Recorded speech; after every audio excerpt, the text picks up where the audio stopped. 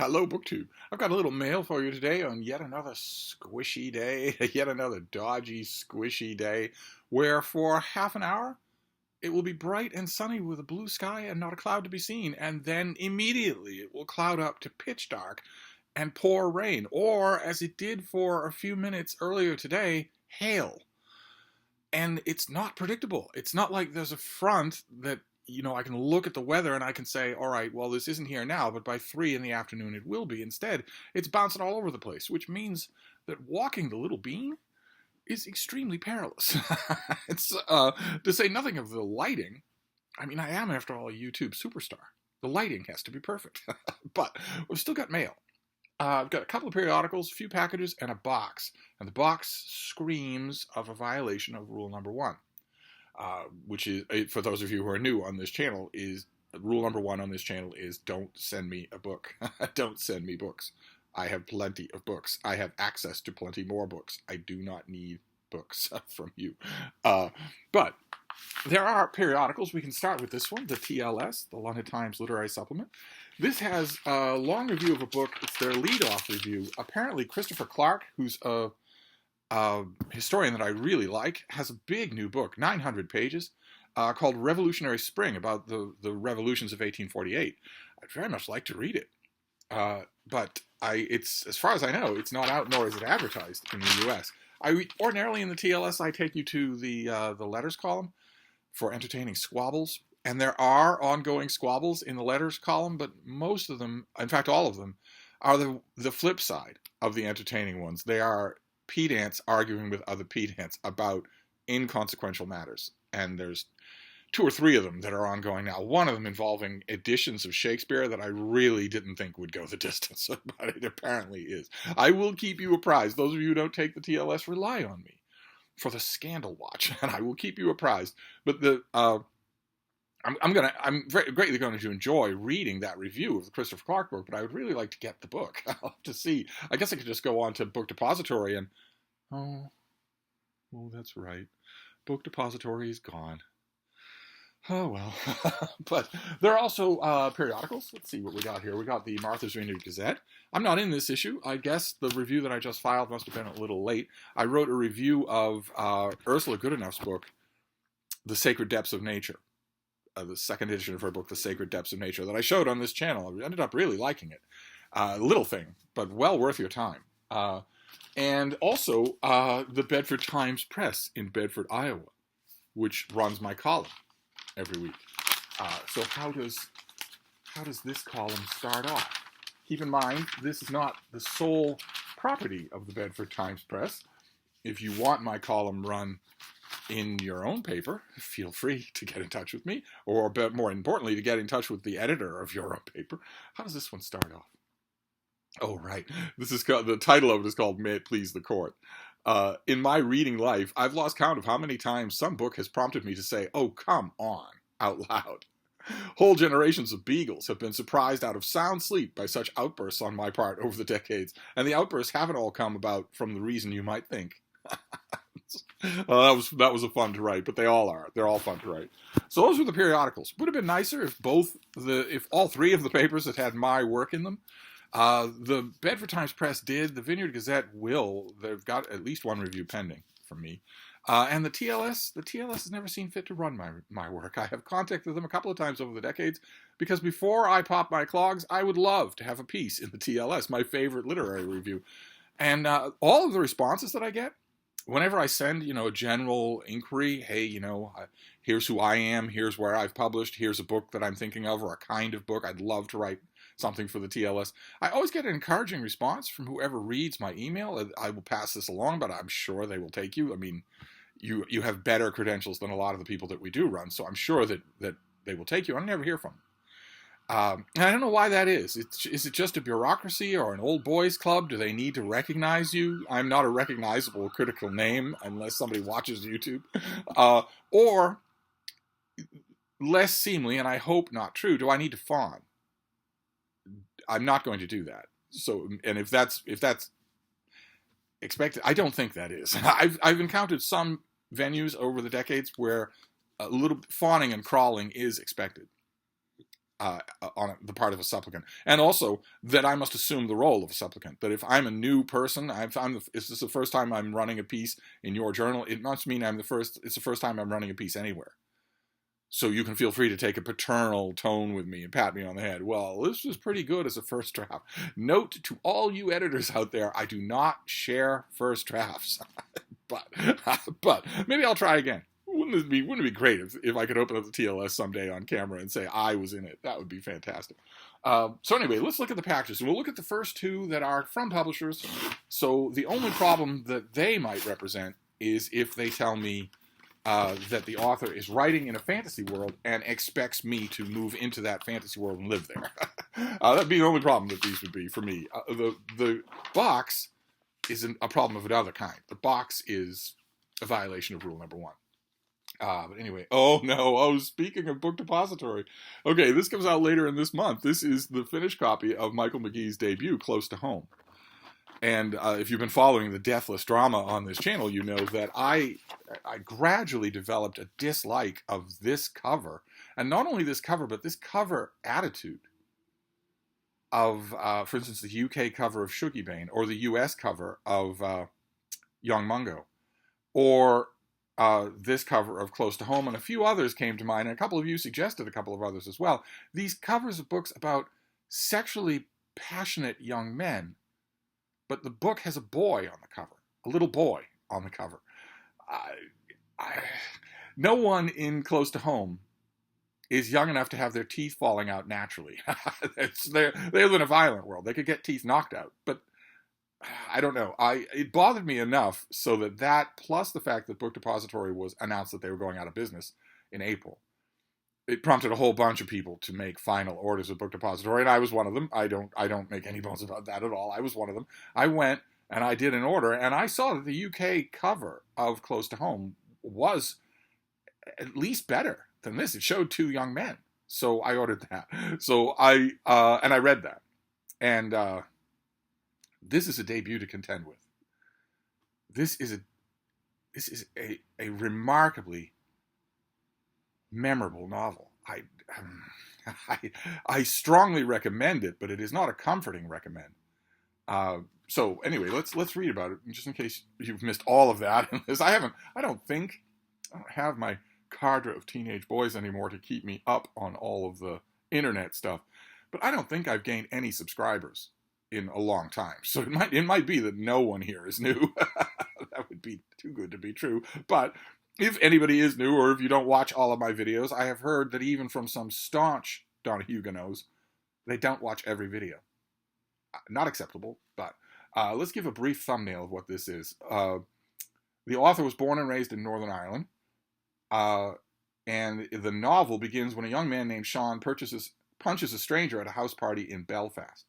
It's an act of violence that ripples outward from the squatter's flat Sean shares with his mate, to the courtroom with its holier-than-thou judge, to the graveyards where he'll complete his mandated community service alongside other lost boys and men, to the forgotten streets of Belfast, the ones he's walked 1,000 times. He and his circle of friends struggle to make ends meet, but at least they know how to have a good time, turning tricks, doing gear, until history comes seeping in. This is a case where the pub sheet is not doing justice to the work. First of all, the book doesn't start with that punch. It starts with the, for want of a better word, the social miasma, the social blanket on Sean that causes him to do that. And no one in the book unambiguously views turning tricks or doing gear as having a good time. No one does. Sean least of all.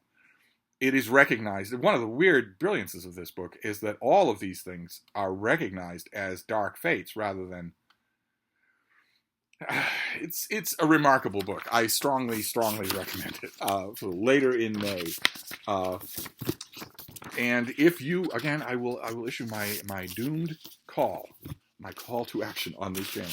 If you're interested in contemporary fiction, debut fiction, transatlantic fiction, if you're interested in contemporary fiction and you'd like to break into reviewing contemporary fiction, I can speak from experience that no avenue of professional reviewing is more likely to blow up on you and get successful than contemporary fiction. It is what every editor is interested in running, except in a little newspaper in northern Georgia. It is what every editor is interested in running. If you have looked at that, read contemporary reviews in the London Review of Books or the New York Times or whatever, and thought, I would like to do that, I've already expressed that although I like this book, I don't like this cover. I will not be keeping this finished copy. I would be happy to send it to you if you live in the lower 48 of the United States and actually know your mailing address. If you would like to try your hand at breaking into the world of professional book reviewing, I, in addition to running a small newspaper, the very smallest newspaper in northern Georgia, I'm also one of the editors at Open Letters Review, an online literary journal that is well trafficked. It punches above its weight, just like its predecessor, Open Letters Monthly, did. And if you go to Open Letters Review and you look at our masthead, you will see some names that you know. Not only booktubers, but also writers. It's good company to be in, and it gets noticed. As a lot of people connected with Open Letters Review can tell you, I have no illusions about how small Open Letters Review is, but if you use it, you can springboard it to other work. And as far as you take that is as far as you want to take that. It's as far as you hustle. Trust me. If you run 6 reviews in Open Letters Review over the course of this spring and summer, let's say, Lord knows, if you watch this channel, you know I never run out of contemporary fiction to send you. Let's say you like contemporary fiction. If you run 6 reviews in Open Letters Review over the course of this spring and summer, I unconditionally guarantee that by the end of this year, you will be able to pitch your work elsewhere to a bigger journal, one that pays. Open Letters Review, of course, does not pay except in books and maybe a little bit of tutelage and encouragement, certainly. You would be able to pitch your work to a bigger venue that pays. I can almost unconditionally guarantee that will work. And once you have that, well, then suddenly you've got a print history. You've got 2 journals in your bio note.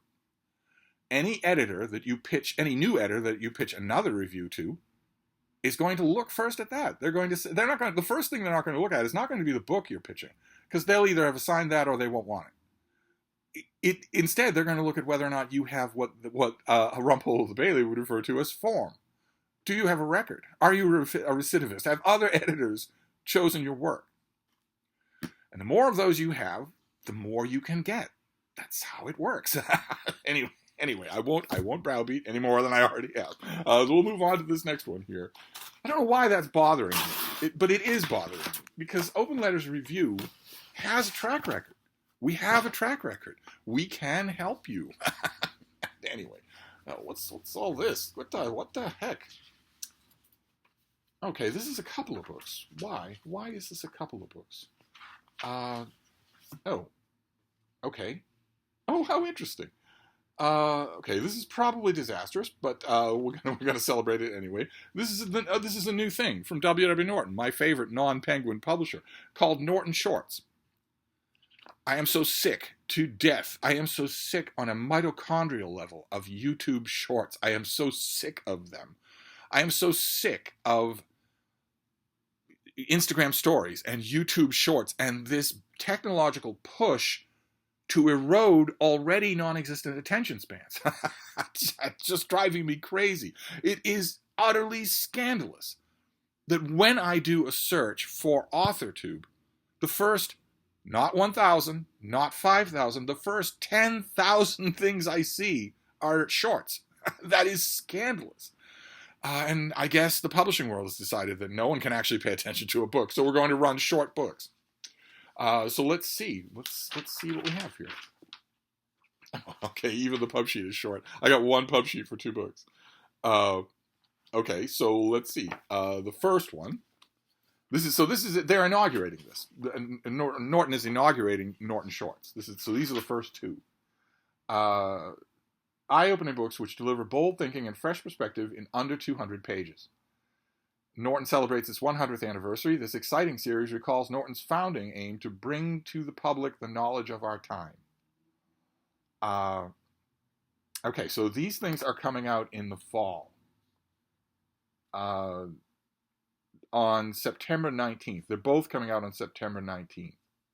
And the first one I've got in my hand here is Ashley Shue, And it's a little book called Against Techno-Ableism, Rethinking Who Needs Improvement. Just from the title, I know that we are in serious danger of non-upload territory. We're in serious danger of the author making me rant instead of read, and of me not uploading the video. But I must not do that. I must not, because we haven't got to the box yet. Do we have a little description of this? Let's see here. Well, it's all mushed together because it's one sheet for 2 books. This book makes the case for combating techno-ableism. Okay, but you're going to have to explain that because, of course, there's no such thing. So you're imagining it, which means that if you're talking about how to combat a rogue blue wizard who's come back from the island of Rune, you need to explain what you're talking about. I have no idea where the blue wizards have been since they came over from the west. Makes the case for combating techno-ableism, the author's own pioneering concept that explodes what we think we know about disability. The author argues that disabled people are the real experts when it comes to technology and disability. You're only an expert in technology if you're an expert in technology. The fact that you can't get out of a wheelchair doesn't make you an expert in anything, other than how to navigate in a wheelchair. I'm not going to do it, though. The book wants me to. The book clearly wants to derail this video. I'm not going to do it. Okay, so this is a crucial book. This reveals design justice not only for those with disabilities, but for everyone who labors and lives with technology. It is an outstanding book. I'm not oppressing anyone to use my MacBook. Okay, so we'll see. I'm not going to read the author's biography, but this is coming out in late September. And the author has invented this term, techno-ableism. Now, this publicity sheet is, the back of the book is just blurbs. And the publicity sheet is just for mashing together headlines. I wonder if the book has anything in it that we can... Oh, okay, yes. When bioethicist and Professor Ashley Shue became a self-described, hard-of-hearing, chemo-brained amputee with Crohn's disease and tinnitus, there was no returning to normal. Okay. All right. Not a bioethicist and a professor. If you are a professor of bioethics, okay. Anyway, suddenly, well-meaning people called her an inspiration while grocery shopping, or viewed her as a needy recipient of technological wizardry. Most disabled people don't want what the abled assume they want, nor are they generally asked. Why do abled people frame disability as an individual problem that calls for technological solutions rather than a social one? Because 95% of the people aren't disabled. That's why. So it's not a social problem. You having Crohn's disease is not a social problem. It's your problem. And usually the abled, if you want to call it that, that is surely the author's synonym for Nazis, are offering you not what they think you want, but what anyone would want. You want a ramp. If you can only get around in a wheelchair, you want a ramp. If you're stuck in a wheelchair, then you want access to stuff on higher shelves while grocery shopping, etc., etc. If you have tinnitus, you want the best attempts that medical science can do to make it so that you can hear. Anyway, in a warm, feisty, opinionated voice and vibrant prose, the author shows how we can create better narratives and more accessible futures by drawing from the insights of the cross-disability community. For the future is surely disabled. Okay, all right, yeah. If it's me, then it's you. And I want to change the narrative means I want you to repeat my narrative. Whether through changing climate, new diseases, or even through space travel. Those will not disable anybody. Those will not disable anybody. If you are an amputee with Crohn's disease, you want only one thing. Unless you are mentally unbalanced, you want to be non-amputee and without Crohn's disease. That is not me. That is not anyone imposing a tyranny of the abled on you. You want back what you don't have. Anyway, it's time we look closely at how we all think about disability technologies and learn to envision disabilities not as liabilities, but as skill sets enabling us to navigate a challenging world. Okay, well, I have seen this before. This author and I are going to disagree, but where do I put the sheet? Does it have a date on it? It does, okay. Well, I just won't put the sheet anywhere. But it sounds like the author is a lively figure on the page, and that makes up for everything. That makes up for everything. So let's see what this next one is. we're going to successfully get through this. This next Norton short also comes out in September. This is by Tia Miles, who is called a winner of a National Book Award. And it's called Wild Girls: How the Outdoors Shaped the Women Who Challenged a Nation. Wild Girls. Now, this has blurbs on the back as well, but I already know that there's going to be a description on the inside. Harriet Tubman, forced to labor outdoors on a Maryland plantation, learned a terrain for escape. Louisa May Alcott ran wild, eluding gendered expectations in New England. The indigenous women's basketball team from Fort Shaw, Montana, recaptured a sense of pride in physical prowess as they trounced the white teams of the 1904 World's Fair. Celebrating women like these who acted on their confidence outdoors, Wild Girls also brings new context to misunderstood icons like Sacagawea and Pocahontas, and to underappreciated figures like Gertrude Bonin, Dolores Huerta, and Grace Lee Boggs. For the girls at the center of this book, woods, prairies, rivers, ball courts, and streets provided not just escape from degrees of servitude, but also space to envision new spheres of action. Lyrically written and full of archival discoveries, this book evokes landscapes as richly as the girls who roamed in them, and argues for equal access to outdoor spaces for girls of every race and class today. Okay, all right. Okay. I wonder if,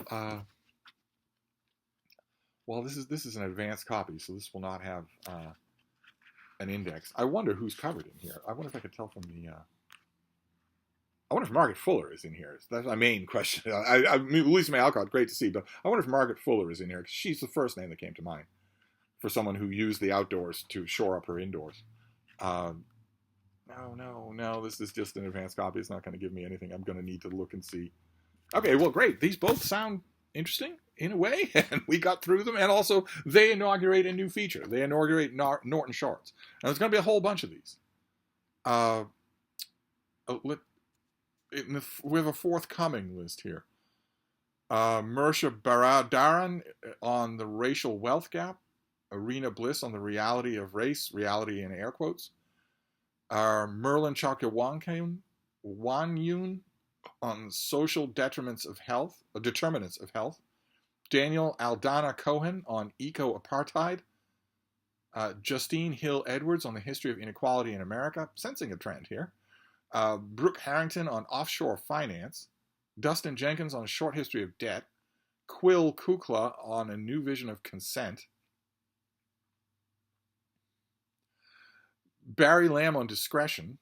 Matthew Lockwood on a new history of exploration. Natalia Molina on the myth of assimilation. Okay, all right. Well, I don't know if I'm on the list for these things. We shall see. But we're going to move, food for thought. We're going to move on to the box. Because the box, I am sure, is from one of you. And I understand the impulse. I am not a monster. I understand the impulse to send me a book, right? This channel is all about books. We all love them. So it's natural. But you've seen, I get tons of books. I get books from publishers. I get books in charity shops. I get books at the Brattle Bookshop. Oh, God, this has books. I wonder if there's a note to explain.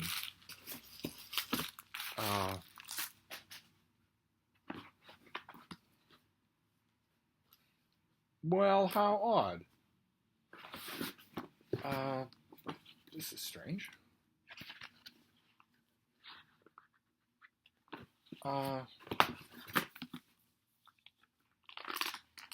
Okay. I don't see, I might be missing it, but I don't see a note here.